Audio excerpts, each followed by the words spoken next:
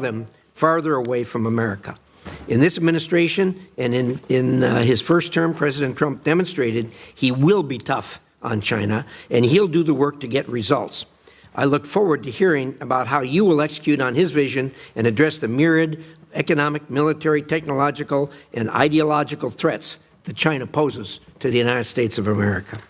Particularly, I hope to hear how you will compel the Chinese government to address the flow of fentanyl into the United States and stop China from financially propping up companies that produce it. I know that with President Trump at the helm, the days of endless dialogue to no effect are over. I hope you make it clear to your Chinese counterparts that they won't be able to sweet-talk their way out of making real change any longer. Ms. Crawley, at this turbulent time in foreign policy, you will be at the center of many of the important conversations, difficult negotiations, and, of course, the happy celebrations that will mark this administration. As Chief of Protocol, you'll be charged with creating an environment that is conducive for working with our allies and countering our adversaries, all to advance President Trump and Secretary Rubio's foreign policy. I look forward to hearing how you will work to foster cooperation that advances American interests. I appreciate both of you for being here today. I appreciate both of you being willing to serve under what are going to be difficult circumstances as we go forward. And with that, I will turn it over to my distinguished ranking member, Senator Shaheen. Thank you, Chairman. Welcome to today's nominees and to your families. We appreciate your willingness to continue to serve the country. Around the world right now, China is stepping in as we are stepping back, sadly. China is replacing canceled American child nutrition programs in Cambodia. China's rescue workers are responding to the earthquake in Myanmar before the United States. And Chinese disinformation is going to fill the vacuum that has been left by efforts to eliminate Radio Free Asia and Voice of America. And at the same time, the threats of tariffs and trade wars are undermining trust in the United States as a reliable partner to China's advantage. Just this week, two longtime allies, Japan and South Korea, met with China to deepen trade ties in response to President Trump's tariffs. This is a trend that extends beyond Asia, sadly. From Greenland to the Panama Canal, saber-rattling to extract concessions will lead friendly governments around the world to hedge their bets with the United States, to explore closer relationships with China in the long term. Take the Republic of Georgia, for example, which canceled a port contract with Western firms. Recent reports indicate that it intends to award that project, which is on the Black Sea, to a Chinese company. This is an issue that both Chairman Risch and I have worked very hard on to try and move Georgia forward. And it's deeply disappointing to see this opportunity slip away. Senator Perdue, I know that you're aware of the challenge that China poses. We had a very good conversation when we met before this hearing. I know that presidents of both parties have also recognized this threat and that President Trump certainly has articulated this threat. But I'm afraid that despite recognizing the threat, we're actually weakening our hand by our actions.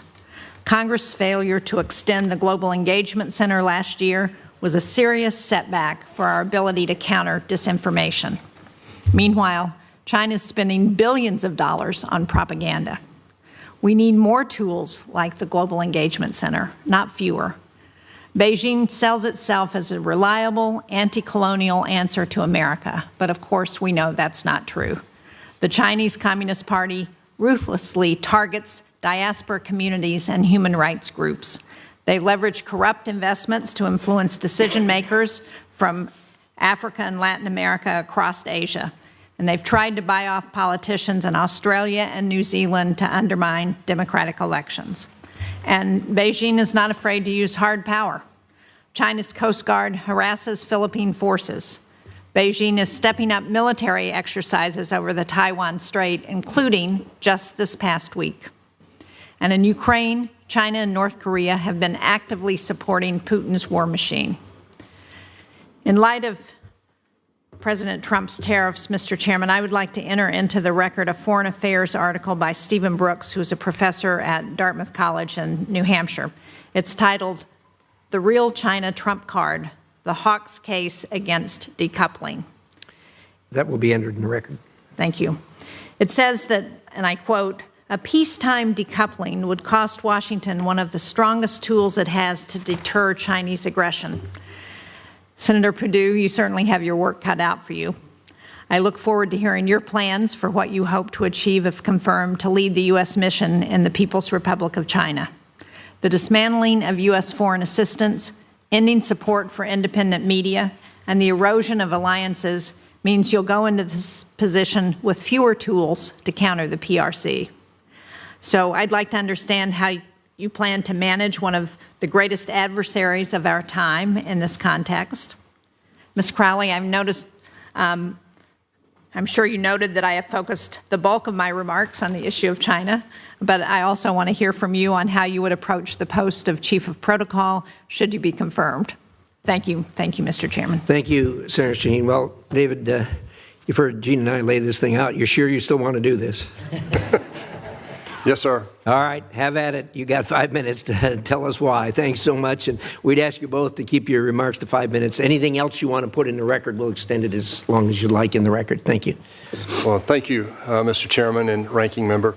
Chairman Risch, Ranking Member Shaheen, members of the Senate Foreign Relations Committee, and staff. Good morning, and thank you for this opportunity to meet with you today. Senator Daines, thank you as well for that generous introduction. It's my high honor to have been nominated by President Trump to become our country's 14th ambassador to the People's Republic of China. As a former member of this committee, though, I have to tell you, it feels very strange sitting over here, Mr. Chairman, instead of sitting over there. Supporting me here today is my wife, Bonnie, whom I met in first grade. That's a true story. Our sons, David, Blake, their wives, Danielle and Charlotte, our grandsons, Hudson, David, and Jack, are all watching from home. They have other responsibilities today. Unexpectedly, also joining me today is my other family. My past alumni of my Senate staff are here. I think they're here, Mr. Chairman and Ranking Member, to make sure I don't embarrass them. So I welcome them as well. As a Fortune 500 CEO, as a U.S. Senator, and as an expat living in Europe and Asia, I developed a global perspective on the relationship between our two countries. As chair of the SFRC State Department Oversight Subcommittee and the SASC Sea Power Subcommittee, I've witnessed firsthand the complexities of our relationship with China, which is the most consequential diplomatic challenge of the 21st century. Since establishing formal relations with the PRC in 1979, the United States has opened its markets to China and has supported its economic rise. More than 2 million Chinese students have been educated in American universities. With U.S. support, China has taken full advantage of Most Favored Nation, WTO membership, and developing nation status, but has often failed to live up to commensurate responsibilities. China has also expanded its authoritarian influence in international organizations like the United Nations, NATO, the World Bank, not NATO, WHO, and the World Bank, sorry. Marxist nationalism is reshaping China, and their global ambitions threaten the current world order. Since 2000, China has doubled its nuclear arsenal, grown its military at a pace unseen since World War II. They've militarized the South China Sea and violated their agreement in Hong Kong. Their social credit score system and extensive policing capability are designed to enforce domestic state control. Their Belt Road Initiative and their Made in China 2025 statements demonstrate their global ambitions. They speak of a global, quote, community of common destiny for all mankind. Put simply, they want a world order more in line with their authoritarian principles. Complicating the current situation, unfettered globalization with minimal national security constraints has led to the situation today where many of America's key strategic supply chains are in the hands of our adversaries. President Trump's America First strategy is not isolationist, just the reverse. America will be a stronger ally and partner by rebuilding our strategic supply chains at home and with our friends. It is not inconsistent that while we are negotiating for fair trade, we are also seeking to strengthen our ties with our allies. Our relationship with members of the Quad, AUKUS, ASEAN, and NATO will continue to be extremely important. The Chinese respect strength, and President Trump's strategy is focused on making America safer, stronger, and more prosperous. That means that reciprocity in the U.S. security should be considered in all dealings with China and the United States. Our approach to China should be nuanced, nonpartisan, and strategic. Our two countries will naturally have areas of disagreement, and we should actively engage on these. We should seek areas where our interests align to develop better and safer working relationships. As ambassador, I will support our strategy to lead with diplomacy, to ensure our own national and economic security remains uncompromised. I will remain committed to promoting democratic ideals in an open, free, and fair international system. As ambassador, I will support the United States One China policy, guided by the Taiwan Relations Act, the 3 joint communiques, and the 6 assurances. We remain committed to a peaceful resolution that is acceptable to the people on both sides of the strait. We oppose unilateral changes to the status quo. As ambassador, I will ardently communicate our objections to China's penetration into our power grid, our ports, and our personal lives. Having participated in U.S. FONOP exercises in the South China Sea, I've seen firsthand China's militarization and will work to support open and free navigation whenever international law allows. I will also ensure focus on our priority to eliminate fentanyl precursors and hold China accountable on human rights. I will work to increase the tempo of diplomatic dialogue to get results and to achieve fair and reciprocal trade between the two economies. I will uphold American values, represent American interests, and support strong partnerships with our friends. Finally, if confirmed, I look forward to working with America's dedicated Foreign Service civil service personnel and their families who are at the tip of the spear promoting and protecting American interests in a very challenging environment in China. Mr. Chairman, Ranking Member, I approach this nomination with a strong sense of responsibility. I'm energized and sobered about the opportunity to impact the most difficult diplomatic relationship of our time. Thank you for your consideration, and I look forward to your comments and questions. Thank you, Senator. Ms. Crawley. Well, good morning, and thank you, Mr. Chairman, Ranking Member Shaheen, and distinguished members of the committee. It's truly an honor to appear before you today as President Trump's nominee to serve as Chief of Protocol. It was the honor of my life to serve in the President's first administration, and if confirmed, it will be an even greater honor to serve once again by representing this extraordinary President and our exceptional country. I am deeply grateful to President Trump for his faith in me and to this committee for its kind consideration. I also want to thank Senator Cruz for his kind words, support, and friendship over the years. And it's a privilege to share this hearing with my fellow nominee and friend, Senator David Perdue. I would not be here today without the unconditional love and encouragement of my mother, Patricia, my sister, Jocelyn, the rest of my wonderful family, and my dearest friends, some of whom are with me here. I love you, and I'm forever grateful to you. Above all, I thank God for truly blessing me as He has. I appear before you today as a proud patriot who loves America with her whole heart. I was born at Fort Huachuca, Arizona, where my father proudly served in the United States Army. My mother, who is an awe-inspiring person, was a devoted elementary school teacher and later built a career in hospital administration while raising my sister and me as a solo parent. She's truly my heroine. My beloved maternal grandparents went from experiencing near poverty during the Great Depression to building successful small businesses and sending the first generation in their family, my mother and aunt, to college. I believe in the American dream because my family and I have lived it with all of its blessings. While studying international relations at Colgate University, I was profoundly inspired by one of former President Richard Nixon's best-selling books on foreign policy, which ultimately led to my first professional position as foreign policy assistant to the former president during the last years of his life, which is a critical point to make, Senator, the last years of his life. I worked closely with him on his final 2 foreign policy bestsellers and many influential policy speeches, joined his international trips, met with numerous chiefs of state and other high-ranking foreign officials, and served as a sounding board for his groundbreaking thinking on foreign affairs.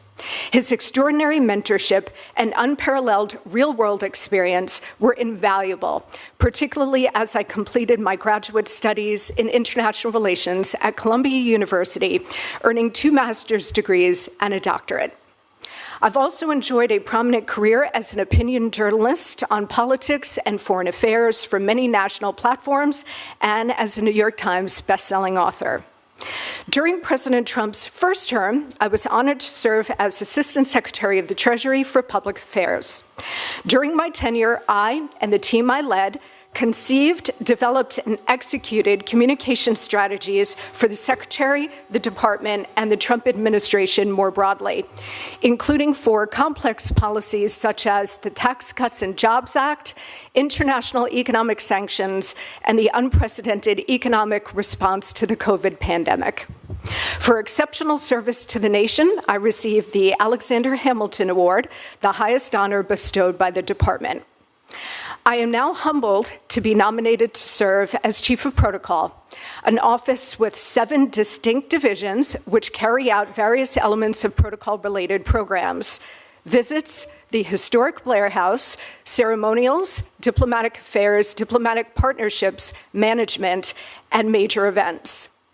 Each division is responsible for planning, supporting, and executing various aspects of diplomatic engagement for the President, Vice President, and Secretary of State, as well as other high-ranking officials. It's a critically important role to enriching our diplomatic partnerships and advancing our interests around the world, and if confirmed, I will treat it with the committed dedication it deserves. The Office of Protocol can, should, and will showcase the very best of American leadership, strength, dynamism, and diplomacy. As chief, I will bring my considerable understanding of and experience in foreign affairs to the position and will, first, ensure that the office is managed with the utmost professionalism. 2, serve the interests of the American people by helping to set the stage for robust, successful diplomacy. 3, infuse our major events with a patriotic vibrancy reflecting President Trump's golden age of America. And 4th, ensure that the talented and dedicated team of political appointees and career civil servants work together in harmony to accomplish this mission with excellence in every detail. Throughout my career as a leader, I've believed in embracing a clear vision, hiring and empowering the best, listening to wise counsel, enforcing accountability, and moving forward toward positive goals. If confirmed, I will follow those principles to help President Trump set a new gold standard for effective diplomacy. I pledge to be a faithful partner to this committee and to work with you to protect and advance our diplomatic partnerships and promote American values in service of a stronger, more secure, and prosperous nation. Thank you so much for your time, and I look forward to your questions. Well, thank you, Ms. Crowley. We'll now do a round of 5-minute questions, and as I said, more if people want to go back. Senator Perdue, let me ask your thoughts on the no limits partnership between Russia and China. There's been a lot made of this, and of course it's concerning, and it needs to be watched. I've kind of thought of this when I watched them make that announcement. It kind of falls under the adage the old adage of there's no honor among thieves. You know, these two are not natural allies by any stretch of the imagination. And what we know about both of them is they'll throw anybody under the bus for their own good. What do you make of this, and how do you see this going forward? Well, thank you, Mr. Chairman. First of all, I think this is primarily about trade between those two and also about the geopolitical position of China right now. About 1/3 of Russia's total revenue comes from China. China imports 73% of its oil. Iran, you haven't mentioned Iran, but I'll throw this in the mix too because it's a similar conversation. 90% of Iran's oil goes to China. Now, that money goes through Russia. We now know how they use that money. A lot of that money goes through Iran. We know how they're using that money. They're the largest perpetrator of terrorism in the world. About 80% of the dual-use equipment right now and technology in Russia comes from China. The oil that's being researched and drilled in the Arctic right now between these two is very troubling, and that's why China wants to become an Arctic power. What China and Russia are doing right now is untenable relative to China's involvement in supporting the war in Ukraine, supporting Iran and its support of terrorism around the world.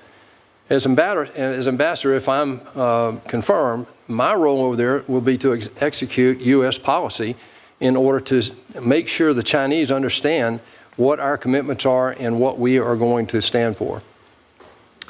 Well, I appreciate that. Certainly a challenge. There's no question about Yes, sir. that. I want to ask you about a specific item that's maybe drilling a little deeper than what we usually do here, and that is during the last administration, U.S. officials participated in events organized by the United Front Work Department. That, of course, is the Chinese Communist Party's key coordinating body, and they carry out influence operations around inside and outside of China. And the U.S. participated in some of those events. What's your view on continued participation in the Chinese Communist Party events? Mr. Chairman, this is a long answer, and I apologize. I would not. Give us the executive summary. I would never filibuster you, sir.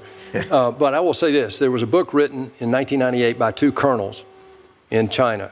They studied the war in Iraq in '91, and they came up with a strategy that basically today is being executed by President Xi Jinping. If you look at that strategy, one of the things that is a major tenet in their strategy is to communicate their propaganda through all the barriers into countries they want to influence. They're being successful with that today. To the ranking member's point earlier, this is something that I believe that President Trump realizes. One of the things I'm going to do, if confirmed as ambassador, will be to stand up and try to inform people in the United States about the danger of it. It's very subliminal, Mr. Chairman, and they are masters at it. They do not attack you frontally. This goes back to Sun Tzu and Confucius. Their strategy they will never tell you what they're going to do unless they've decided that you don't have the wherewithal and the will to resist them. We have got to get China out of our power grid, our ports, and our personal lives, Mr. Chairman. And the way they're in there is through propaganda in a major way. Thank you. I appreciate that. The universities are a real problem there, too, as far as they're getting into them. And I agree with you that they do this in a very opaque fashion where people don't even know what's happening. So I appreciate that. Ms. Crowley, the job you have is an important job. Obviously, by the very fact that you take that job with the rank of ambassador, we all know that you don't see much of the protocol people unless something goes upside down, and then it's a problem.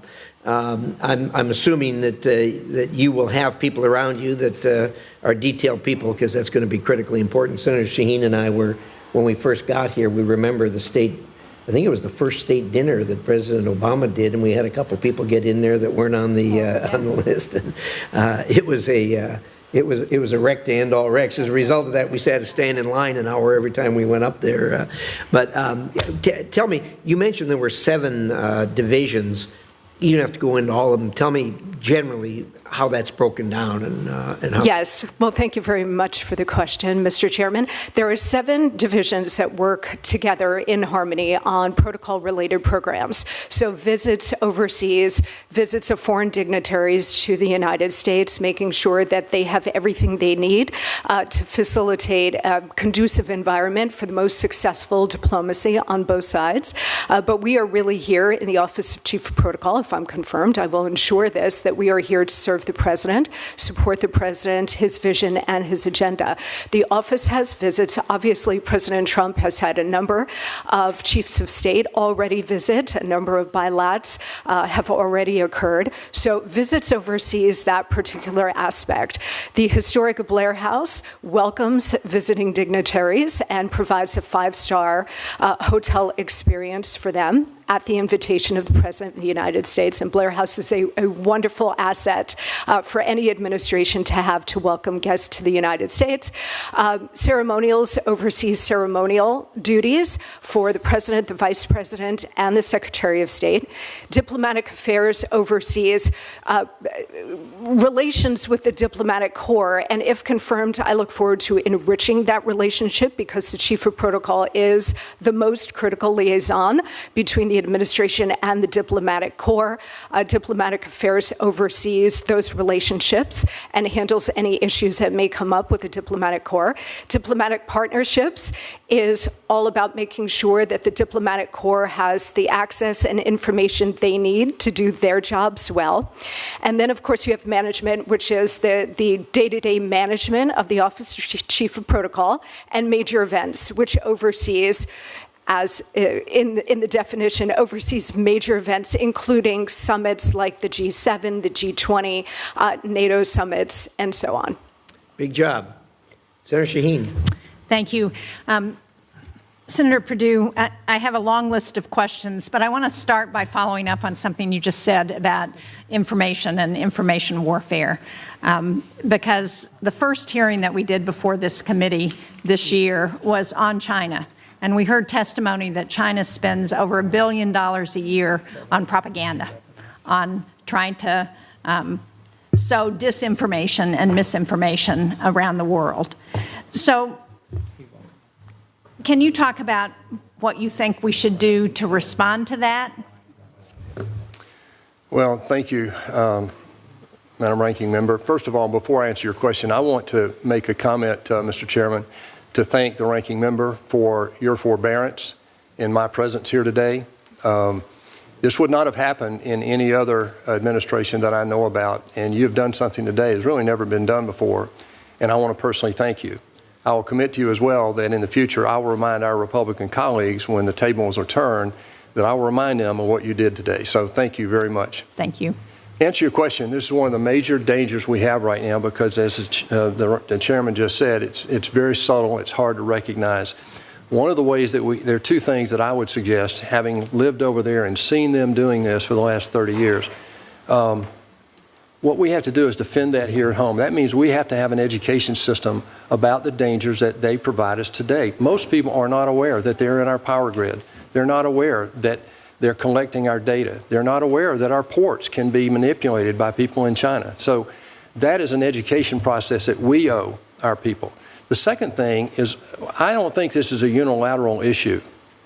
I think that if you look at the relationships we have around the world, people have got to wake up that the world is bifurcating, and China is accelerating that bifurcation.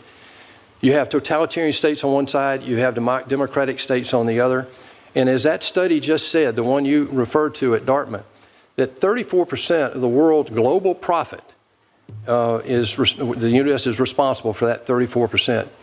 The rest of the world, in democratic world anyway, is about 32%. So they have about 2/3. China only has about 16% according to that study, and I would back that up in my personal experience.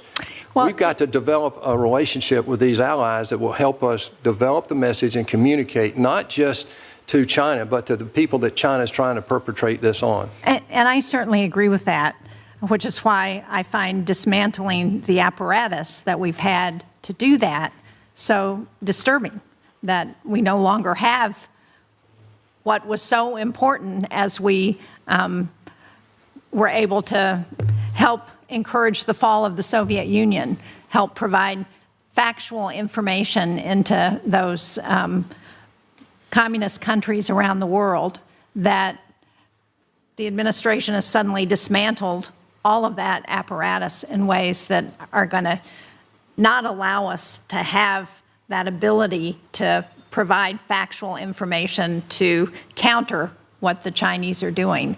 And I would ask you, Dr. Crowley, I know this is not part of your portfolio, but as somebody who has been very engaged in the media over the years, how important do you think it is that we are able to get across the differences between the United States and China to not just the PRC but to the countries that they're trying to influence around the world? Well, thank you for that question, Ranking Member. I appreciate the question, and I also appreciate the importance of soft power, which is what your question gets to as well. I think the question before the administration is how best to do that. The president won with a historical mandate and in last November's election, and part of that mandate was to root out waste, fraud, and abuse, make the government work more efficiently for the American people, and to protect the American taxpayer. I think those are things that all Americans agree on and support. I think we all agree on waste, fraud, and abuse being good to get rid of. I think we would disagree on what is constituted waste, fraud, and abuse. And I don't think that dismantling our way of responding to our adversaries constitutes waste, fraud, and abuse. I think that the president is very interested in exercising the soft power, to your point, Ranking Member, and I think he's interested in making sure that American resources are directed in the most effective way to accomplish that. I hope so. I'm not convinced yet. Thank you, Mr. Chairman. All right, well, I'm up next. So, first of all, I want to thank both of you for your past service to our great nation and for your family's service and your continuing desire to serve our great nation. So thank you both, and thank you to the families. Senator Perdue's talked about, if you're confirmed, this is an immense challenge for you as well as for the United States with regard to what we do about Communist China, who is not only an adversary, but really our largest existential threat outside this country. Your tenure will take you past 2027 when Xi Jinping has told his military to be capable of taking Taiwan by force. This contingency becomes more real every day. In fact, just this week, the PLA conducted live fire exercises around Taiwan, simulating a blockade around that island. Both to prevent war and to win this competition with Beijing, our policy toward Communist China must be rooted in three simple things: strength, deterrence, and reciprocity. And it's that latter that I want to talk about right now, reciprocity. This is where I think you can have a huge impact as ambassador in communicating to Beijing what our desires are. I'm going to start with just some simple, really, yes or no questions. So, Senator Perdue, is it fair that American diplomats and officials face a litany of restrictions in Communist China, including the ability to travel freely, which Chinese officials don't face here? Is that fair? Absolutely not, Senator. Is it fair that Chinese social media apps like WeChat can operate in the U.S., but American apps like Instagram and YouTube are banned in China? Is that fair? Absolutely not, Senator. Is it fair that American movies must get approved by Chinese Communist Party censors to be released in China, but Chinese movies don't face that same restriction here? Is that fair? It's not fair, and it's not reciprocal. Is it fair that despite being the world's second largest economy, Communist China benefits from being considered a developing nation in certain international organizations? Will you give me a little liberty here to add? I'll let you have a little bit more on this one. Just one sentence here. Yeah. It's not just its most favored nation. They really didn't qualify to be a member of that in the beginning. It's the WTO. They need to live up to the responsibilities of that. And it's the developing nation status. I mean, this is the second largest economy in the world, as you said, our #1 competitor. And no, I don't think that's fair. Is it fair that U.S. businesses have to compete with Chinese-owned enterprises that receive massive subsidies from the Chinese government? Is that fair? No, it's not.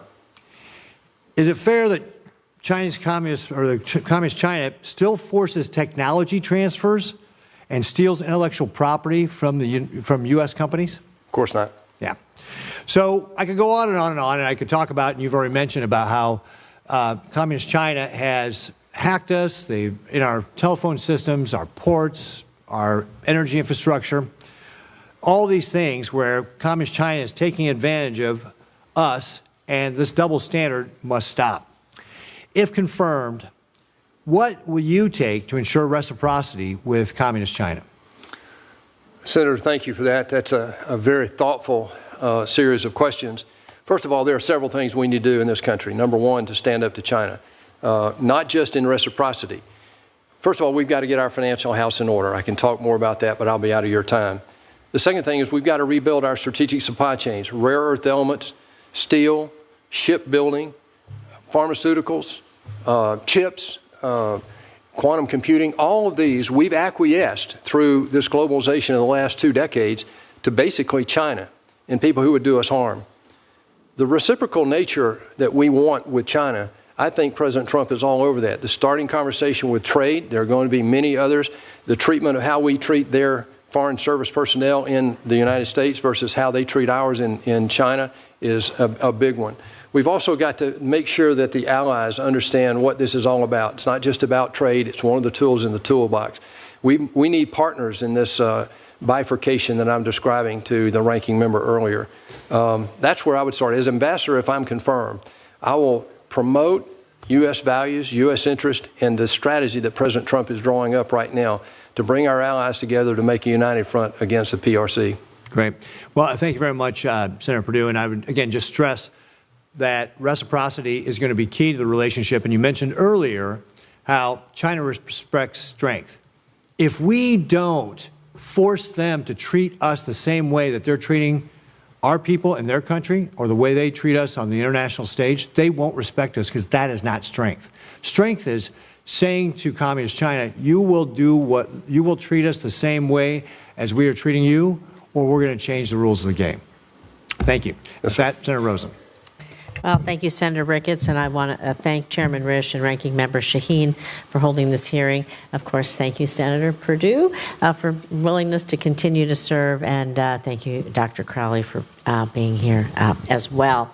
And I want to build a little bit on Senator Ricketts' comments about technology, critical, emerging technology. And Senator Perdue, you know there's no doubt that the PRC is engaged in unfair trade practices to boost its own economy, to boost its standing internationally.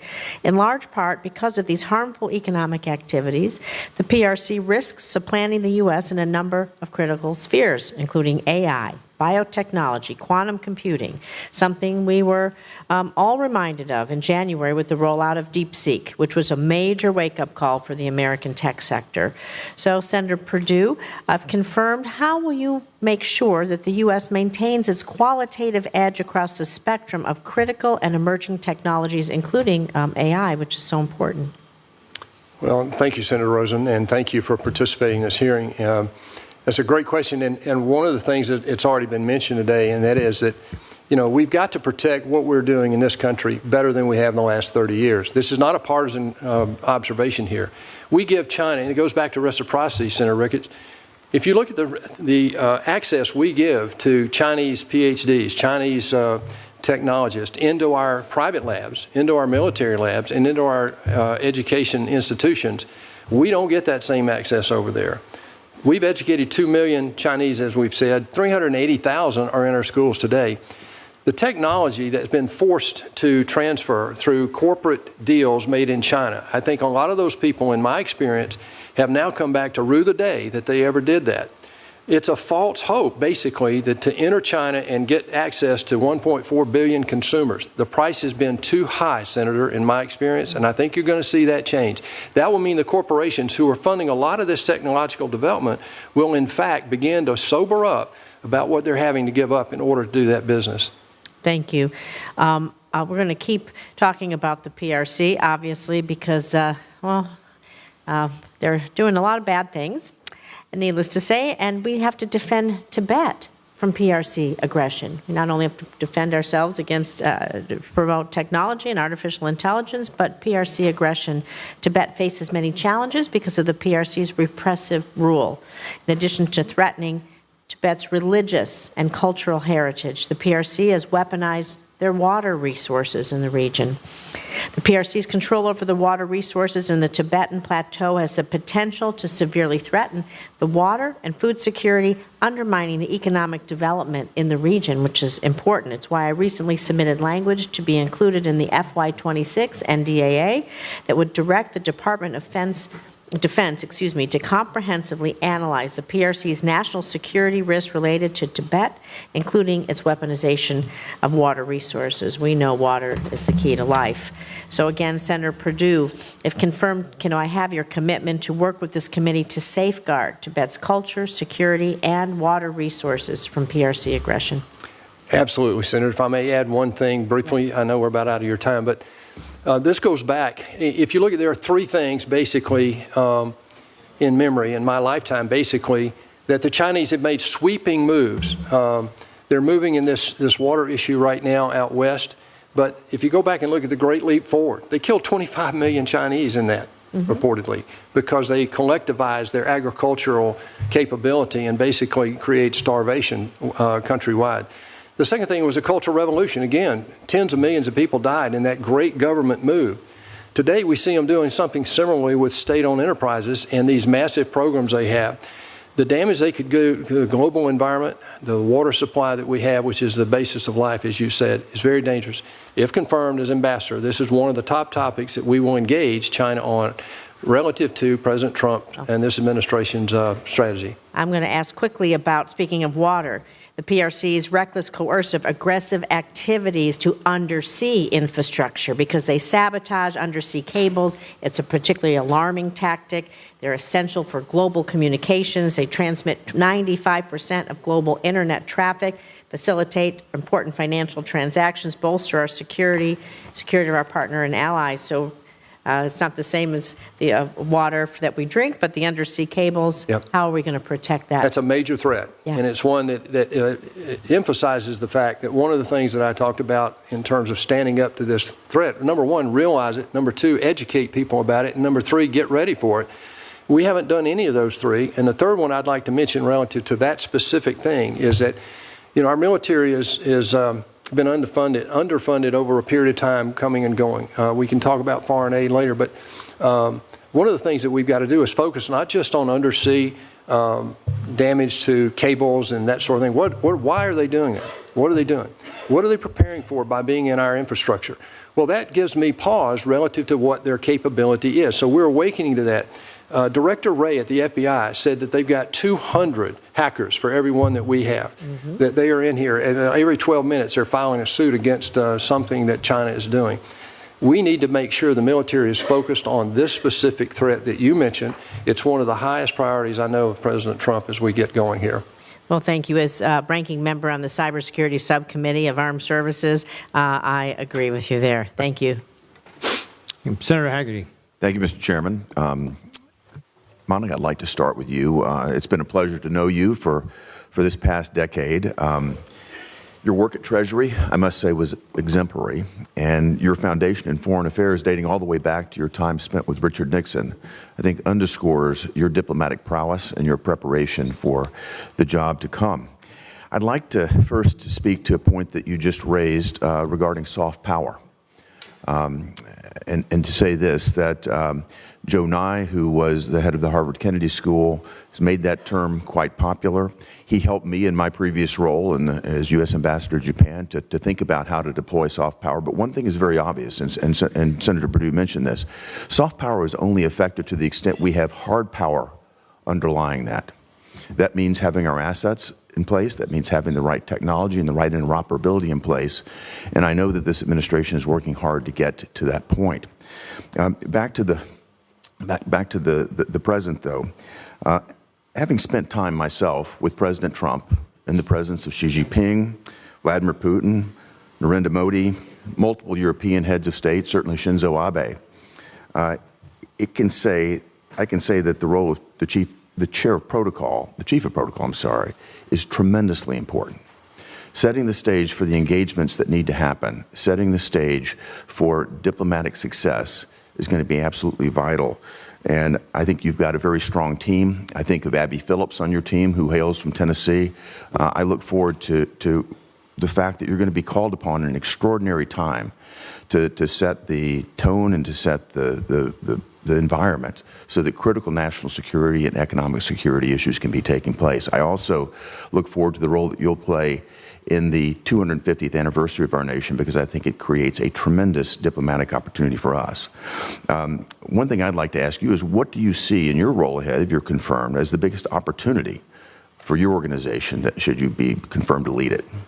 Well, thank you very much for the question, Senator, and for your friendship and Chrissy's friendship as well. I appreciate both of you very much. And it's a really important question. I take the responsibility of the role of Chief of Protocol extremely seriously. The big responsibilities, as you point out, Senator, that go along with setting the stage for a new gold standard for robust, successful, effective diplomacy for this president, for his diplomatic vision, and for his diplomatic and policy agenda. So if confirmed, I look forward to leading the team of the Office of Chief of Protocol, which is incredibly talented and dedicated, and it's made up of really dedicated political appointees as well as career civil servants. I look forward to leading that team together, making sure that they all work in harmony for our shared mission, our shared goals, and to ensure excellence in every detail, to create the proper environment so that the President, the Vice President, the Secretary of State, and other high-ranking officials can carry out their diplomatic duties in service of the United States and the American people. Well, I know that the President has the highest expectations, and you'll rise to the occasion to meet those. Thank you very much. David, I'd like to turn to you. Congratulations again on your nomination. One of the things I wanted to point out is when I served as U.S. Ambassador to Japan, one of my top priorities was taking care of my staff and their families. And one of the things, and I've mentioned this in this committee before, one of the things that's most disturbing about the treatment of our diplomats in China has been the way they've been treated. It was earlier discussed the fact that they're not allowed to travel freely. If I think about what happened during COVID, they put some of our staff in containers, held them in isolation in moldy hotel rooms. They took stool samples from them, blood tests for them. I just think it's totally egregious what took place. And in my view, it's just wholly unacceptable. I know that you'll do everything that you can to protect U.S. diplomats and their families in China. I'm just going to ask you this question very quickly. If you receive reports of harassment or abuse, will you immediately report those not only to the Trump administration, but to this committee so that we can act upon it? Absolutely. In my conversation with the ranking member, this came up as well, and I made that similar commitment then. Thank you. Thank you. I'd like to turn to China and their participation with Iran in purchasing Iranian oil. In recent years, over 90% of Iranian oil exports were purchased by China. As I've discussed many times in this committee, the Biden administration's non-enforcement of sanctions against Iran has provided that regime with over $100 billion that they have used, therefore, to go out into the Middle East and foment terror and insecurity. President Trump intends to actually enforce sanctions against Iran. And last month, his administration announced sanctions against the Chinese Teapot oil refinery. That refinery was buying and refining hundreds of millions of dollars worth of Iranian crude oil, and it's the first time that the United States has actually sanctioned a Chinese oil refinery. Some of this oil was even imported to China by ships linked to the Iranian-backed Houthi regime, the same terrorists that are attacking U.S. personnel, commercial vessels, and certainly our ally Israel. It's yet another example of how Biden's non-enforcement of sanctions funded the very problems that we're spending billions to address right now. So if confirmed, David, do you commit to conveying to the Chinese government in the strongest possible terms that the United States will not tolerate Chinese activities that finance Iran and its terrorist proxy groups, especially those terrorist groups that attack the United States and its allies? Of course. Along with protecting American personnel in China, this will be one of my top 5 priorities, Senator. Let me say one more thing about this. This is a broad topic. Number one, our sanctions are beginning to not work. The Chinese-Russian trade right now, the sanctions aren't working there on dual-use equipment, primarily because they're denoting those transactions, as you know, in rubles and in renminbi. Also, this is a very perverse conversation that you bring up here. I'll be very brief. The consumption of China goods takes money to China. 73% of their oil consumption is imported. They buy it primarily from Russia and Iran. Those dollars then go to Russia and Iran, and we know how that money ends up in the Ukraine and in Hamas, Hezbollah, and Houthis' war chest.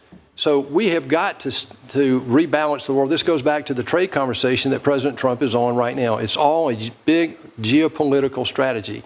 that ties in exactly to what you're talking about. Thank you. Okay. Thank you, and thank you, Mr. Chairman, and also thank you, Senator Scott, for letting me go out of order. Yep. Thank you, Senator Hagerty. We now have Senator Coons. Thank you very much, Mr. Chairman. Great to see you again, Senator, and a former colleague. I just want to thank Bonnie and your family for supporting you in your service, and forgive me, I'm going to keep this tight and just question you for 5 minutes. My apologies. Congratulations on your nomination, Dr. Crowley. As you know, I was also in a manufacturing business for many years and had the experience of trying to deal with China and Chinese IP theft, forced technology transfers. I assume that your awareness of and grounding in this will make it a top priority for you to work to protect American innovation and work across the government and the interagency to advocate that. Is that correct? Absolutely, Senator. I have the scars to talk about in that area, and it will be one of my top priorities. Thank you. You have been nominated for one of the most important ambassadorships. I hope you've consulted with Nick Burns, who I think served well in the post. Could you repeat that, Senator? I'm sorry. I hope you'll have an opportunity to consult with Ambassador Nick Burns, who served absolutely. previously. No, I've talked to, we actually have that committed at this point. Your words, we are in the middle of a fight to ensure that the free world stays free. And I'm increasingly alarmed by the close cooperation between China, Russia, North Korea, and Iran. Do you share that concern? Absolutely, Senator. When North Korea deployed thousands and thousands of troops and put them into the meat grinder of Russia's illegal and immoral invasion of Ukraine, they did so in order to gain access to the knowledge of the latest technologies on the battlefield and to gain benefit for North Korea. One of my core concerns is that these theaters are interconnected. That our challenge with China requires allies, resources, and attention. It's why I moved to partnering with Senator McConnell on the Defense Subcommittee on approach.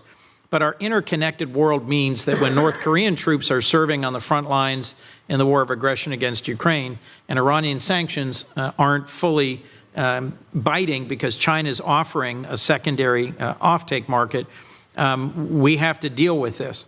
Some of my colleagues have claimed that it was the U.S. withdrawal from Afghanistan that precipitated Russia's invasion of Ukraine. I could debate some of that, but let me just agree that the world is interconnected and that when our credibility is harmed, dictators are emboldened and aggression is more likely. So if Ukraine is forced to surrender, if Russia emerges victorious, and our leadership is questioned in the world by our allies and those we have stood alongside, I think by the same logic, Xi will inevitably be emboldened to believe that he can take on his vision to reacquire Taiwan, the Philippines, the South China Sea, to be more aggressive regionally. Would you agree with that? Well, Senator, that's a complex question. It's a great question.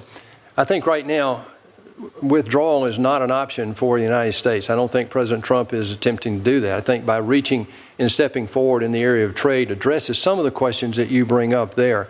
What we've also got to do, though, and you mentioned this, and the ranking member actually wrote a couple of papers on it, I think, either last year or earlier this year, and that is that NATO is another major player with regard to China that we need to engage with in a way that we maybe haven't done that in the past. Let me reframe my question then, if I might, given I have a minute and a half. Yeah, I'm sorry. Does it strengthen us in our work to deal with China in the South China Sea, to deal with China in IP theft, to deal with China as our pacing threat, if we strengthen NATO, strengthen our alliances and partnerships in the global South, or if we weaken them and withdraw from them? Which makes us stronger? Well, obviously, the stronger the relationships, one of the 5 things I mentioned earlier in answering another question is that our allies, we have to align and make sure they understand the threat and develop a cohesive strategy. I think that the Quad, I think ASEAN, even though we're not a member, is very important. NATO is very important. AUKUS is also important. So I agree, Senator, that that's a major priority for us.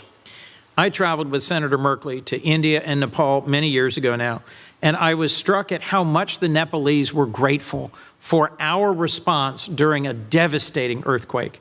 I am heartsick now as I watched our national news of the response to the Myanmar earthquake, and it was PRC humanitarian teams who were leading the response, not Americans.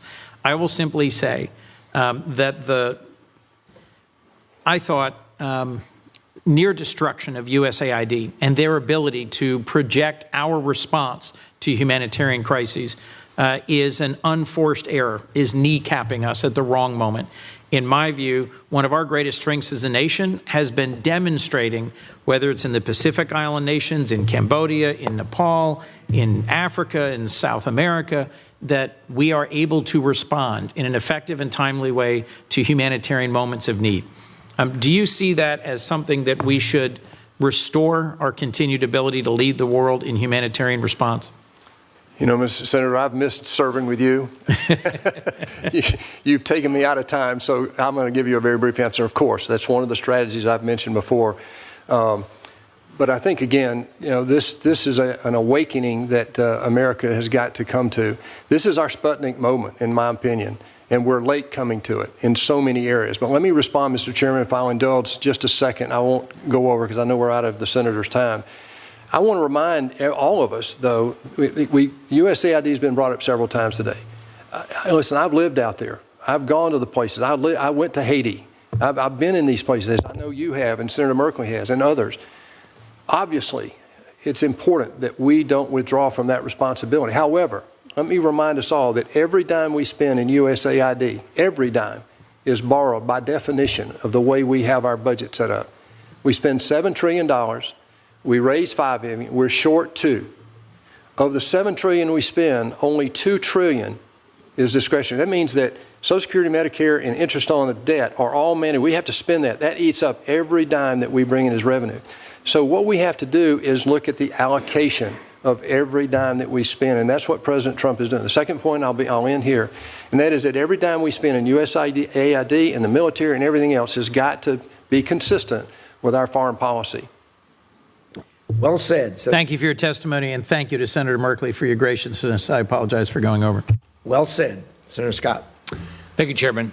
Well, first off, congratulations to both of you. I think you're both going to do a great job. Congratulations on all the success you've had, and this is a big opportunity for both of you, so congratulations. Dr. Crowley, we hear about actors. We hear the CCP attacking fallen gang members of the United States, American citizens. We hear about Erdogan's thugs beating up anti-Erdogan protesters in the United States. So in this role as Chief of Protocol, what can you do, if anything, about that? Well, thank you very much for the question and for your longstanding friendship as well, Senator. Appreciate it. The Office of Chief of Protocol does not oversee policy. It executes what the President's vision is in terms of diplomatic relationships, diplomatic partnerships. So that would not be in my portfolio. But if confirmed, I do look forward to following the direction of the President and the Secretary of State on all policy matters. Thank you. Thank you. Senator Perdue, Jimmy Lai is unjustly on trial and in jail because of the Communist Party in China. As an ambassador to China, what do you think you can do to put pressure on the regime to release this hero of democracy and human rights?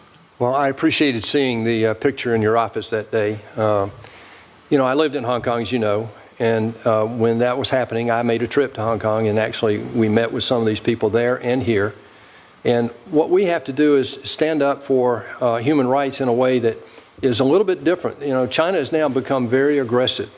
After Hong Kong, you know, all bets are off relative to what they are trying to do. And now it's becoming visible on a much larger scale with the United Nations, the World Health Organization, the WTO, and so forth, about where they're trying to bring malign influence to change the order to a degree in their favor. So what I'm going to do, if confirmed, as ambassador, will echo the message from the administration and from the Congress about how important this is to us. So, Senator, the Communist Party sends fentanyl into the United States, killed 78,000 people last year. They treat the Uyghurs horribly. They, you know, don't follow any trade rules. They never comply with the WTO. It's a despicable government. They clearly want to destroy our way of life. And for the people that they've killed, they clearly have destroyed their way of life and their families. So would you recommend that any American citizen buy any Chinese products or have any Chinese apps on their phone or do any business with anything that's related to Communist China? Well, I think the realization that our support of China over the last 30 years or more going back to Reagan, actually, in terms of early investment in developing their economy, giving them access into most favored nation status when they didn't comply, they didn't qualify. Also, the violations in the World Trade Organization we've turned a blind eye to.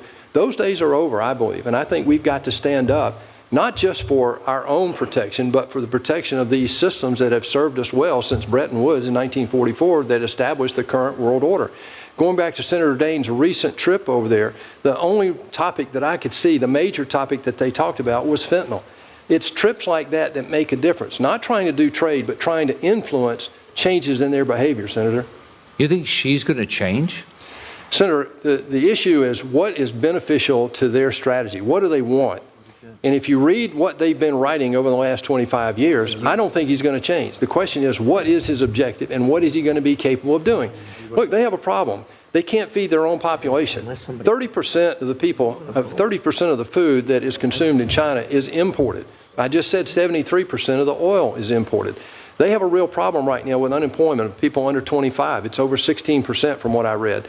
If you look at the economy, focusing on state-owned enterprise is a real problem. The realization of U.S. capital now that has been going to China for the last 40 years and not getting the return that we should have gotten, but gave up technology and a lot of other things that went along with it. So if we stop that realization is going to really change. If we stop buying their products, if we stop allowing them access to our market without complying with SEC rules, which we have a law that our SEC is not enforcing, all right?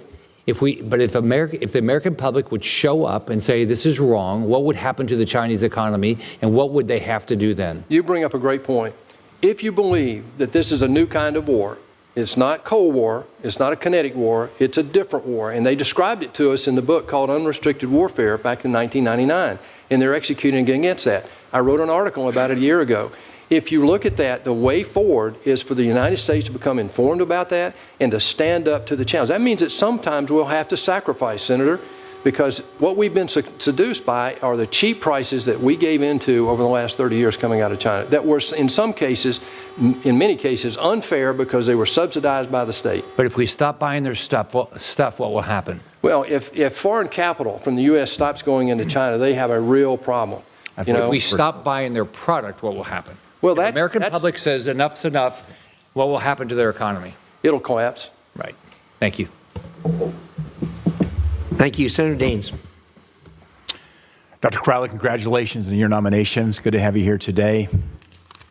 David, as I'm sitting here, I'm struck by thinking 30 years ago, as I'm looking at you and Bonnie, for all I know, we could have been on the Star Ferry together crossing the harbor there in Hong Kong when we had two little ones that were born in Hong Kong. Going from Guangzhou into Hong Kong for sometimes some R&R, and little did we know that we'd be sitting here today, some 30 years later, talking about your nomination to be the United States ambassador to China.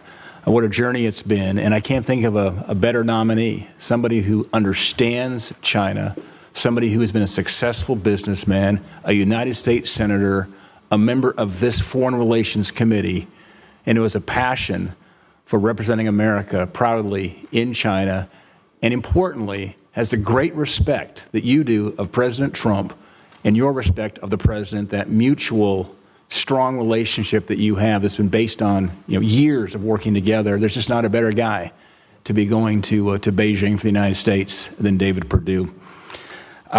We've discussed the trafficking of fentanyl. Senator Scott brought that up briefly.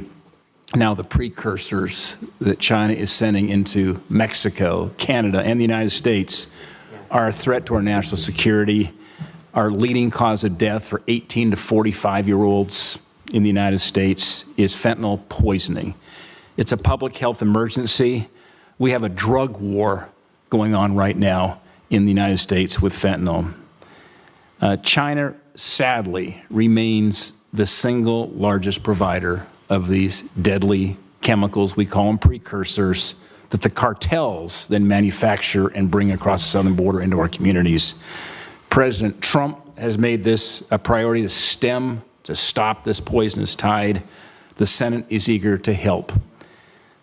David, how can you, if confirmed, as United States ambassador to China, work with both the American and the Chinese governments to stem the flow of deadly fentanyl into my state of Montana into your home state of Georgia and other communities across America?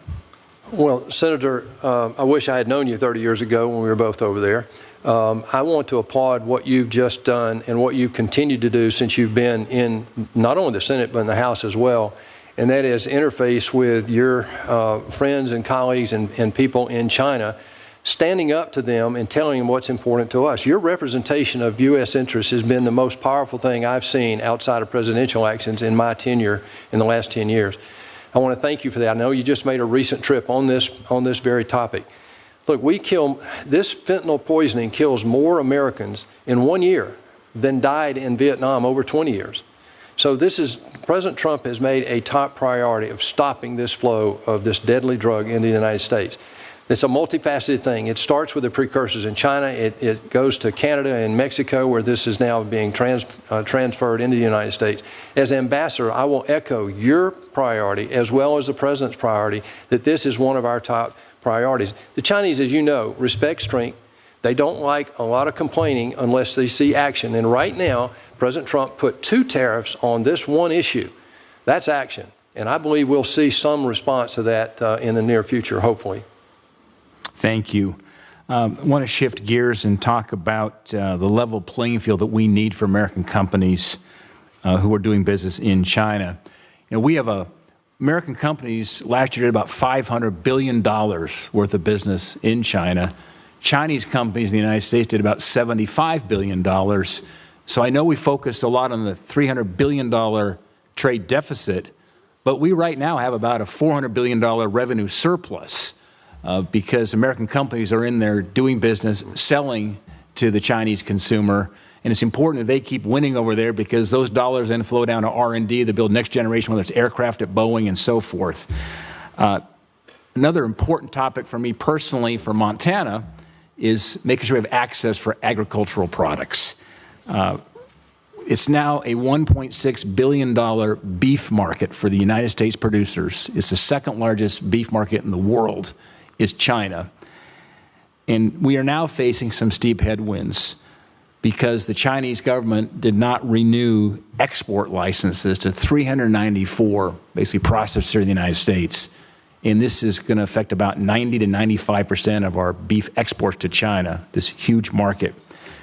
David, as ambassador, how would you work to make American companies, as well as our farmers and our ranchers, more competitive in that significant and huge 1.4 billion consumer Chinese market?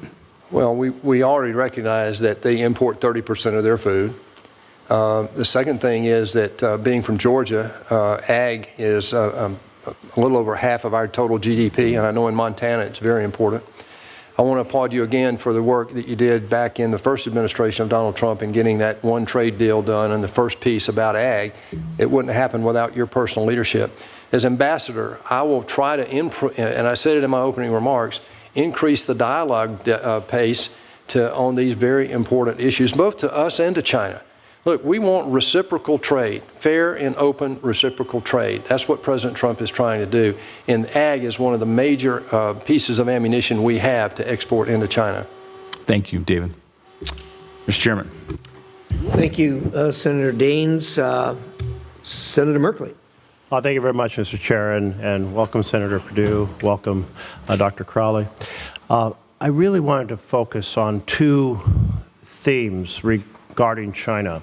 And one of those themes to me is symbolized by the work that Marco Rubio and I did here. We both served on the China Commission. We held a lot of hearings about human rights. We teamed up to pass the Uyghur Forced Labor Prevention Act and legislation related to Hong Kong, related to Tibet, really highlighting the massive abuses of human rights in China. And that Forced Labor Prevention Act, that has been the most effective measure in the world to actually say articles produced in China with slave labor cannot come into a domestic market. We're hoping Canada and Mexico and Europe follow our lead. Do you support that act? Thank you. There's another thread, though, in potential foreign policy with China that I think is better symbolized by Elon Musk. He built a factory in Xinjiang province, which is China wanted that there to basically rebut the concerns about slave labor in Xinjiang. In exchange, they give him a massive amount of Chinese loans to help build that factory. It is now Tesla's largest factory in the world. Those products could not even be imported to the U.S. under the Forced Labor Prevention Act. In addition, he has said things about China like China is more responsive to the happiness of people than in the U.S. That bothers me. He has said, I'm kind of pro-China on another occasion. The Trump administration and the Biden administration both said what's going on in Xinjiang is genocide. It's horrific. I'm very concerned about that. I want for our representation, which you will soon be carrying forward, to be shining a light on the abuses in China, the suppression, the transnational repression against the Chinese diaspora around the world. It puts a huge contrast between where we stand in terms of freedom for people in the world and where China stands in terms of repression of freedom in the world. Which theme? The theme symbolized by Marco Rubio in putting a spotlight on the repression and human rights abuses and the genocide, or the Elon Musk theme, where he wants our government to help him do more and more business in China. Which theme are you going to represent?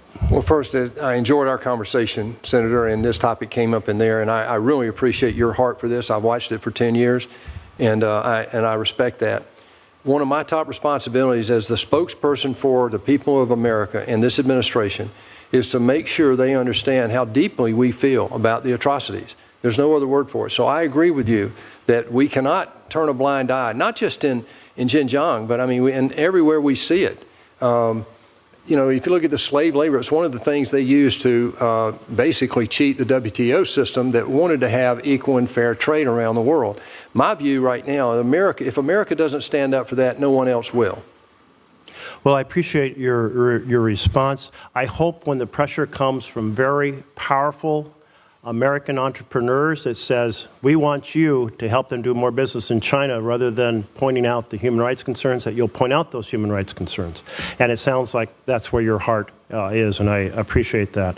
I want to turn to the U.S. Agency for Global Media, Voice of America, that was shut down. And when it was shut down, China entities said, hey, this is great. They celebrated. They really resented Voice of America putting a spotlight on the genocide in Xinjiang. They really resented spotlighting Chinese aggression in the South China Sea. They really regretted commentaries about the Chinese economy and some of the commentary that showed the overcapacity of factories in certain sectors and certainly in the housing sector. Meanwhile, though, I'm very confused because Trump and Musk, President Trump and whatever position Musk holds, Advisor Musk, they accused Voice of America of promoting anti-American propaganda. I don't get that. I've never seen evidence of anything but promoting American values and putting on a spotlight on issues, including what China is doing to its own people. What am I missing? Well, Senator, it's a big question relative to how do we defend against their propaganda, and then how do we get the free world's message out. As I said earlier, I think what we've been missing is we've been doing this too much unilaterally.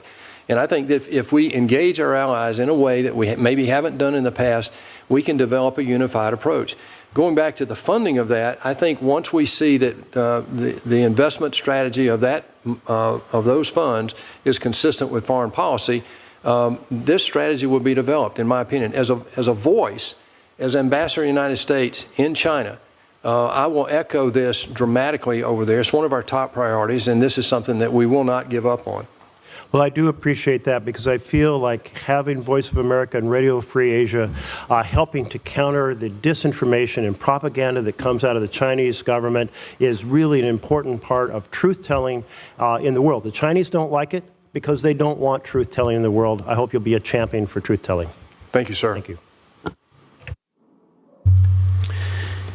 Really appreciate both of you being here and your willingness to serve. I've known both of you for most of the time I've been at the United States Senate, and am a huge fan of both and consider you both not only friends but people I deeply admire on a professional level and on a personal level. Senator Perdue, we'll start with you. It's going to be contrary to my instinct, to call you anything other than by your first names, but I'd like to keep it formal in the hearings to show my great respect for those who are willing to serve. So we'll start with you, Senator Perdue. Let's talk about the Panama Canal for a second. Last month, C.K. Hutchinson, this Hong Kong-based company managing ports at both ends of the Panama Canal, announced its intent to sell its port facilities at both ends to a U.S.-led consortium. And that's where things got tricky. China has now pumped the brakes on that, stepping in and claiming that this would mess with antitrust concerns and implicate antitrust laws in China. Now, I don't profess to be an expert in Chinese antitrust law, but I can say with a fair degree of confidence that they're using a very different definition of antitrust law, of competition policy, than we would ever dream of in the United States. It appears to me that this is just an aggressive act on the part of the Chinese Communist Party. And I suppose it's understandable why they would want that, because after all, China views its canal operations, understandably, I suppose, to be a source of geopolitical leverage. This, of course, is a problem because this fairly directly implicates U.S. Treaty arrangements made decades ago to make sure that that sort of thing didn't happen. So my question to you, Senator Perdue, is how will you frame the importance of the Panama Canal, the importance to the United States of the Panama Canal in your interactions in Beijing? Thank you for that question. That's a very thoughtful question, and it's a deep one, because this is a perfect example of the difference between a democratically led international system like we have now in the world order. It was established in Bretton Woods in 1944, like I said, compared to an authoritarian influenced world order. That's what China's trying to build, where the government, in fact, the government over there has said that the world economy should be state controlled, and that would mean the death of free market capitalism. Well, the Panama Canal is a strategic issue for the United States. It was when we built it, when over 50,000 people died there building it, and one of our presidents gave it away. And there is some question about the legality of that, frankly. You're the legal expert. I'd love to engage you on that at some point. But what troubles me are the two ports there. Where were we when those two ports were purchased by C.K. Hutchinson to start with? C.K. Hutchinson is a Hong Kong firm. I know it very well. And they have investment interests from the CCP, from China, and they're directly in control. So what has happened, exactly what you said, the China government said, oh no, we don't like that, you're not going to make that transaction. Well, in our world, in a free market enterprise, they would of course have that opportunity. So this is a major priority for President Trump. He has said it in the campaign, he said it since he got elected, and this is one that, as I adopt to my new responsibility in China as ambassador, will echo how important that is for us. Thank you. No, I appreciate your insight on that, and it shows that you've thought it through and is emblematic of your great capacity to convey things concisely, clearly, and also diplomatically at the same time. Speaking of which, Dr. Crowley, somebody who will be key to everything that the State Department does has within your portfolio something that will be enhanced by your presence there, and I'm so grateful for your willingness to serve there. Let's talk about the 2024 Olympics for a moment. If you watched the opening ceremonies of the 2024 Olympic Games in Paris, you may remember that, at least from the viewpoint of many people, including myself, it was nothing short. The opening games, opening ceremony there was nothing short of a blatantly pro-left-wing, anti-family presentation that happened to contain a number of deliberate insults to the Christian faith, and I suspect people of many other faiths. At the time it happened, I sent a letter to the second gentleman, who was himself set to lead the U.S. presidential delegation to the closing ceremonies, urging him to convey America's deep disappointment with their decision to use the opening ceremonies as an opportunity for mockery of faith. I never received a response. Instead, the Biden administration stood idly by, sending the delegation, staying silent as this global forum for diplomacy and mutual respect was tarnished, at least tarnished in the eyes of many Americans, myself included. As we prepare to host the Olympics again, how do you intend to make sure that the 2028 Games in Los Angeles will be a celebration of national excellence and merit that can serve as a forum for diplomacy, amity, and so forth, and not be co-opted as a platform for DEI, progressive activism, or anti-Christian rhetoric? Well, thank you very much for the question and for your kind words, Senator, and your longstanding friendship as well. Grateful to you. At the President's direction, if confirmed, I will take on additional responsibilities and serve as an administration representative to major events with big international participation, like America's 250th birthday, like the FIFA World Cup, which is coming to the United States next year, and the 2028 Olympic Games in Los Angeles. I look forward, if confirmed, to drawing on my vast broadcast and public affairs experience to speak to the American people as well as the global public about America's greatness and America's leadership. To your particular point, it's my understanding that the Olympic Games, whenever they occur, are overseen by the International Olympic Committee. And in Los Angeles, they'll also work in conjunction with the 2028 Los Angeles Olympic Committee as well. And Senator, I pledge to you, if confirmed, I will be deeply involved in ensuring that the Olympic Games go off without a hitch, that the Olympic Committee in the United States is on message to the extent that we can have some influence there. And I look forward to showcasing the American spirit, as well as the United States, as a premier destination for international sporting events. Excellent. Thank you. I see my time's expired, and I turn the floor over to Senator Van Hollen.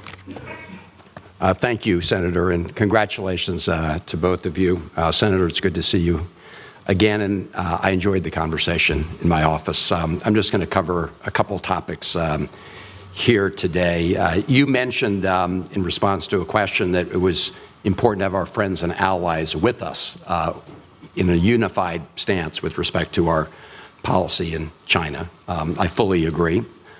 One of the things we hear from our allies in East Asia, Japan, South Korea, friends like Taiwan, is that what happens in Ukraine matters to what happens with respect to Taiwan. In other words, that President Xi has one eye on what's happening in Ukraine and another with respect to Taiwan in terms of U.S. resolve and the credibility of our allies. Do you agree with that simple statement?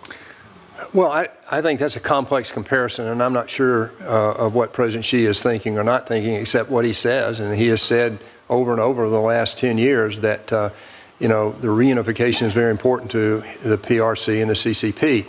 Our role in that is simply that we're going to continue to honor the one, China policy as stated in the Taiwan Relations Act, also backed up by the 3 communiques and the 6 assurances. So the situation is a little more complex than just making a binary comparison between, I think, Ukraine and Taiwan. Well, certainly there are differences between Taiwan and Ukraine. I wasn't suggesting otherwise, but I was suggesting what our allies tell us. You just said it was important to be united with our allies. I can just tell you what our allies have been telling us repeatedly, is that what happens in Ukraine impacts and influences the way Xi thinks about Taiwan and the situation there. I think all of us, not all of us, but on a bipartisan basis, many of us have been deeply concerned with the way President Trump threw Ukraine under the bus and President Zelensky under the bus and called Ukraine the aggressor. At the same time, we know that China has been supporting Russia. Of course, President Xi famously said that the bonds of friendship between China and Russia know no boundaries. The previous administration made clear that if China was to supply military assistance to Russia, that would result in some kind of sanctions or or punitive response from the United States. Do you agree that we should make it clear to China that that kind of assistance would be unacceptable from our point of view? You know, the situation is, with regard to Ukraine, is not, I wouldn't characterize it as throwing them on their bus, Senator. I would just personally disagree with that. I think over 300 plus. Senator, you know how this works. I get that. If you could just answer the question. I asked you agreed that the previous administration's policy that it would trigger sanctions from the United States if China were to provide offensive or to provide military equipment to Russia. Well, you agree or disagree? I agree, and we already have sanctions on them about cross-border trade right now between China and Russia on dual use, and we know that 80% of what Russia has available to on dual use comes from China, and we know a lot of that is ending up in the Ukraine. So yes, I fully support that. I think President Trump's strategy does the same. Okay. So I do want to follow up on some of the questions Senator Merkley raised, because I think it's indisputable that Elon Musk has an enormous amount of influence in this administration. He's single-handedly gone about, firing lots of federal employees. He said he was going to put AID through the wood chipper. He actually said it was a criminal enterprise. And I think others have pointed out, including Senator Shaheen, that on a bipartisan basis, we've thought that AID has been an important part of U.S. soft power. And we've already seen instances of where AIDs retreated in the last couple months that China has worked to fill the void. And I do want to just read a statement by Vivek Ramaswamy, who was originally, of course, Musk's partner in the DOGE effort before he left it. And this is what he said in 2023, quote, "Tesla is increasingly beholden to China." And then on his podcast, he said, and I quote, "I have no reason to think Elon won't jump like a circus monkey when Xi Jinping calls in the hour of need," unquote. He also referred to Musk as a Chinese puppet. So do you agree, would you agree that we should have concerns that somebody with the amount of influence that Elon Musk has in this administration is getting briefings at the Defense Department? Fortunately, they called off apparently the war plan on Taiwan.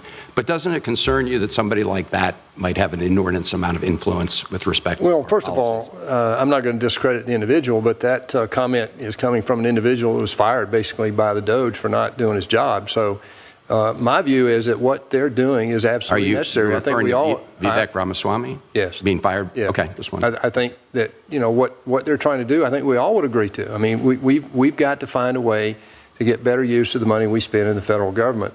When it relates to the breadth of responsibility of what DOGE is doing, the president has said publicly, this is 132 days. They're well into that now. I think they had a press conference this week about the results so far.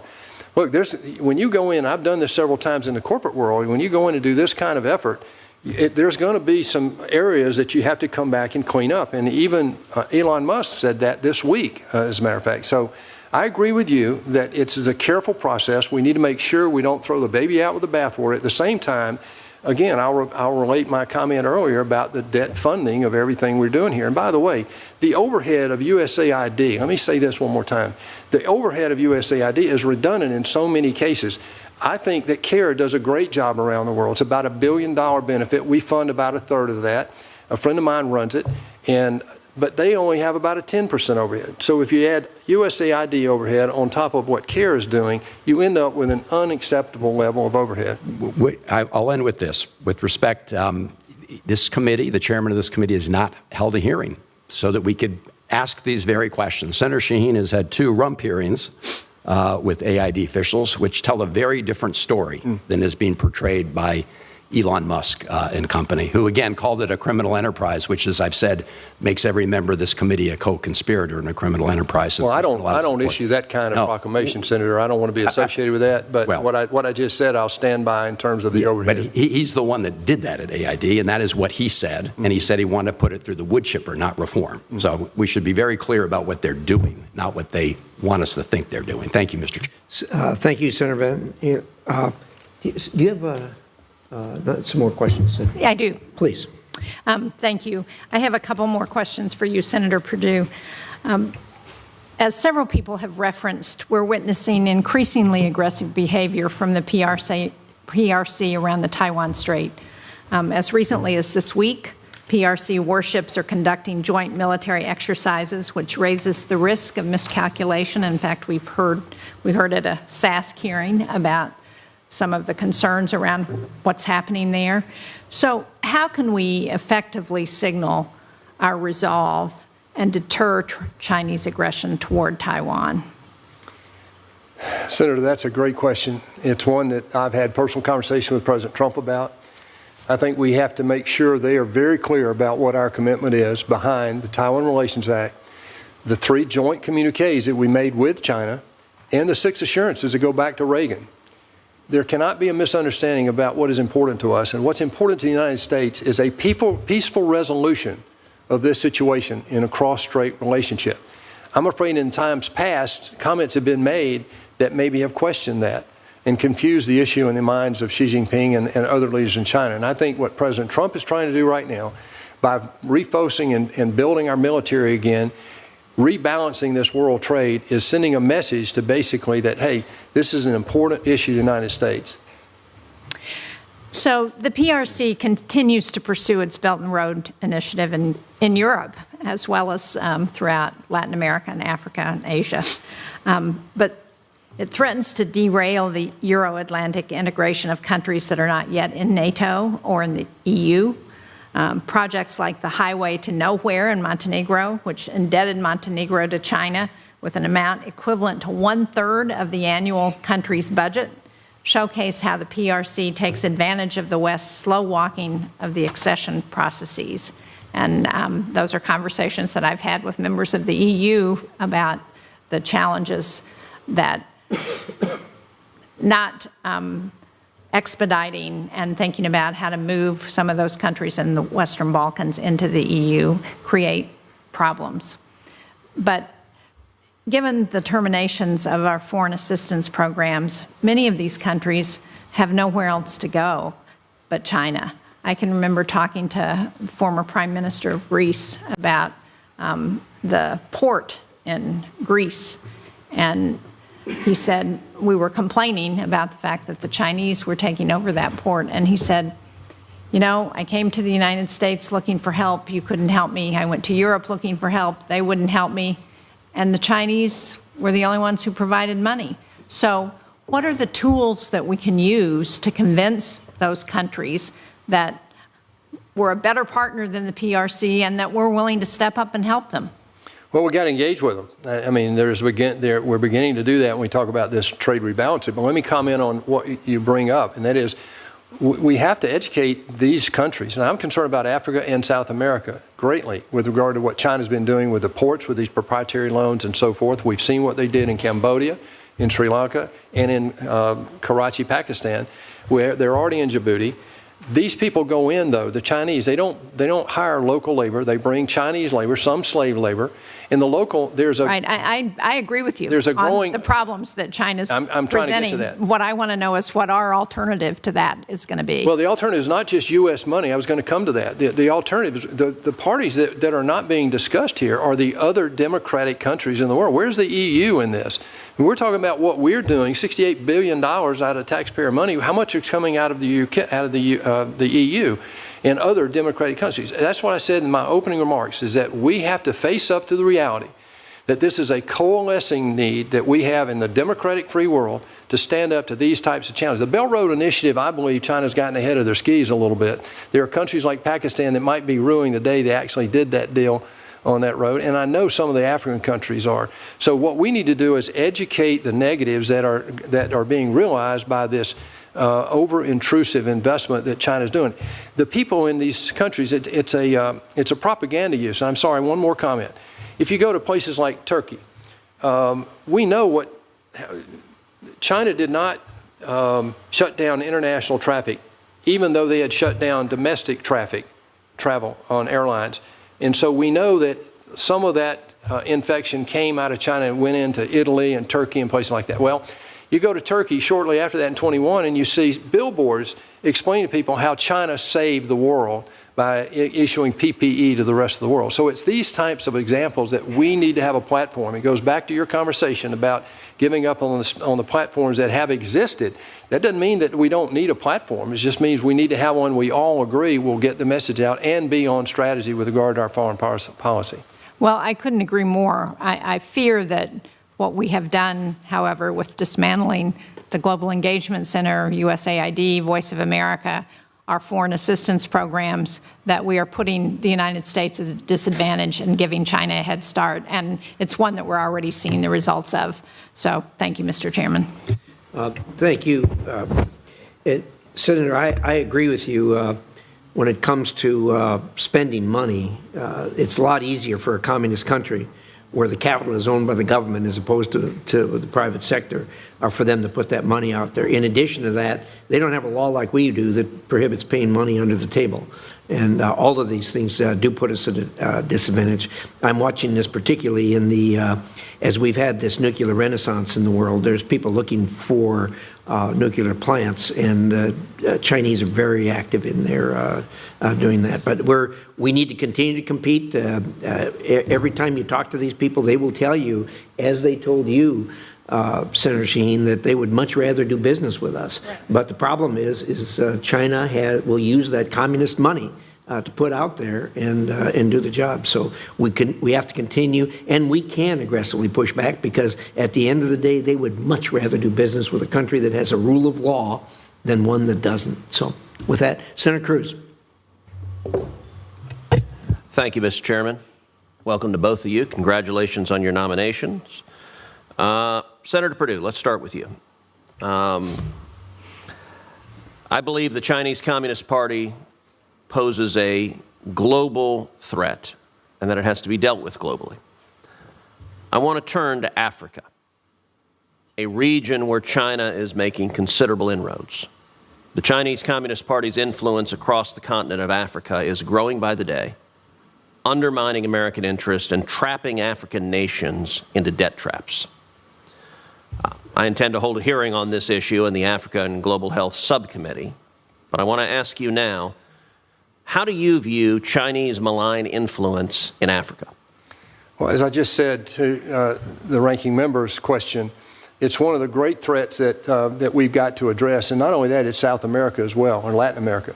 As you well know, and by the way, I am glad to finally realize who is responsible for your eloquent capability, and I give Dr. Crowley that credit.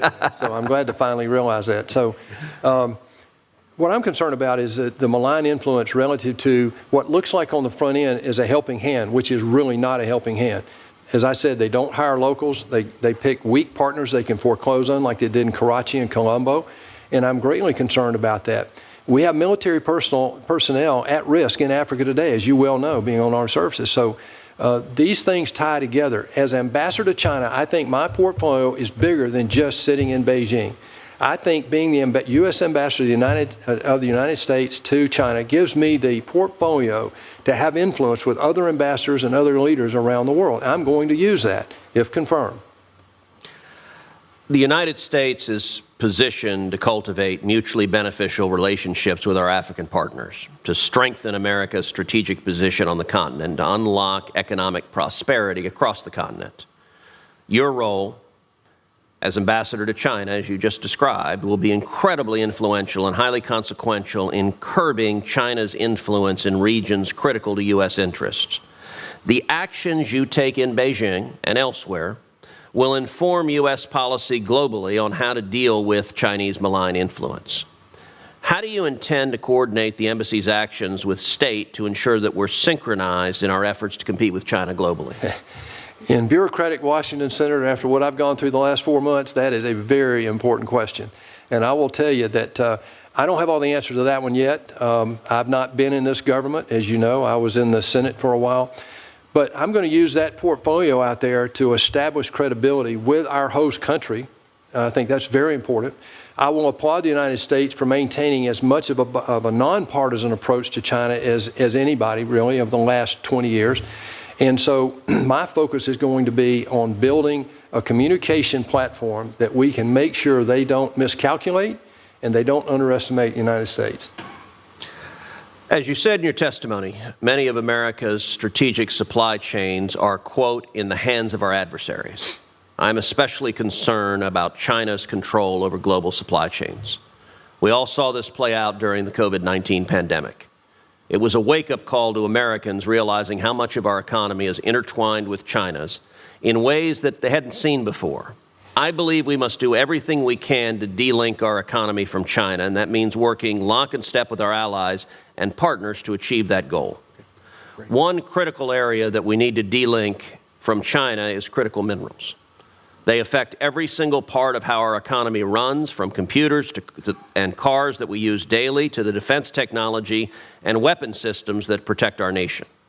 The CCP knows this, and they've spent decades securing control over global critical mineral supply chains as part of their broader civil-military fusion strategy to threaten our economic security.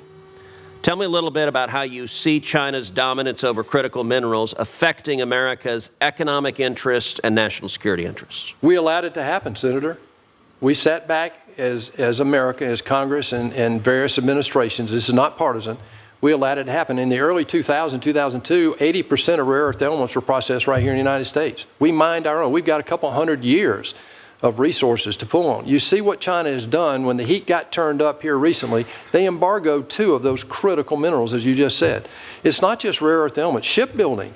We did 80% of the world's commercial shipbuilding just 2 decades ago. Today, we'll drop 1 hull this year.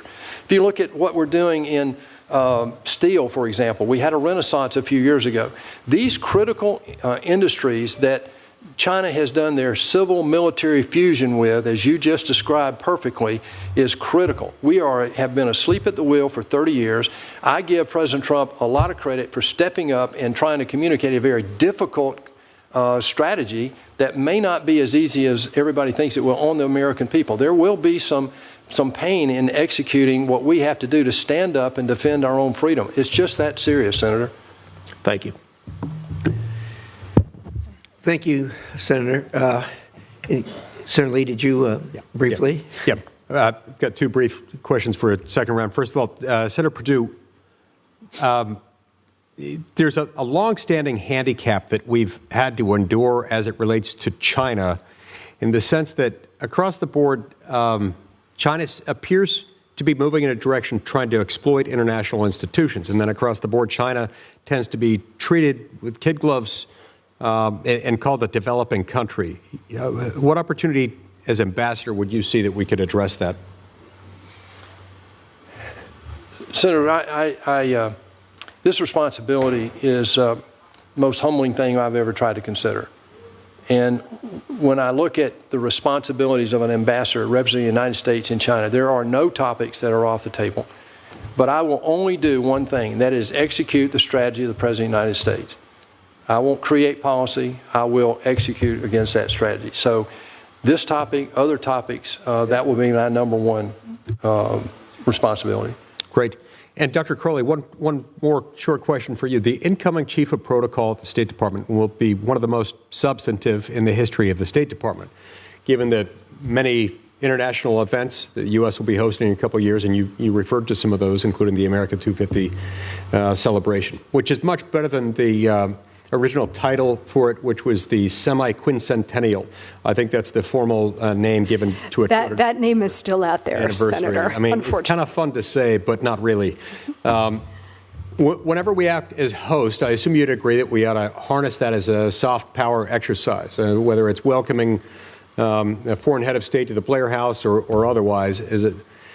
How do you see that could be used as a force multiplier for President Trump's America First agenda? Yeah, thank you for that question, Senator. And I do, I really appreciate the importance of soft power, and I do understand that the Office of Chief Protocol is a crown jewel in the exercise of soft power. And if confirmed, I will take that responsibility very seriously. To your question directly, we do have a number of major international events happening over the next several years, including America 250, the FIFA World Cup, and the 2028 Los Angeles Olympic Games. The Office of Chief of Protocol will play a critical role in all of that. It's not just about maintaining strong diplomatic partnerships around the globe, but it's also ensuring that we create an environment and set the stage for the most robust, successful diplomacy possible for the President, the Vice President, the Secretary of State, and other high-ranking officials. These particular global events that will come to the United States and host foreign dignitaries from around the world will be an extraordinary opportunity for us to showcase American greatness, American leadership, American dynamism, the American spirit, as well as the United States to be a supreme place to host these kinds of international sporting events and other major events.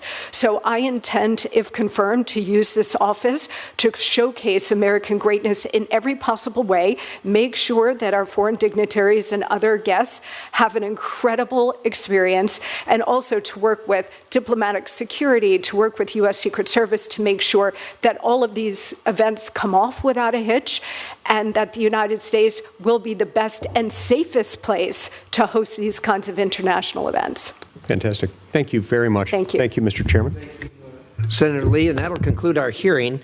Thank you, both of you, for the patience and benefit of your testimony. Before closing, I'll announce that I will add letters of support the committee has received on behalf of the nominees to the record. I'll also note that for the information of the members of the record will remain open until close of business tomorrow, Friday, April 4th, for members to submit questions for the record, which we will submit to you immediately, and hope you'll respond to them immediately if necessary. So with that, there's nothing further to come before the committee. The hearing is adjourned.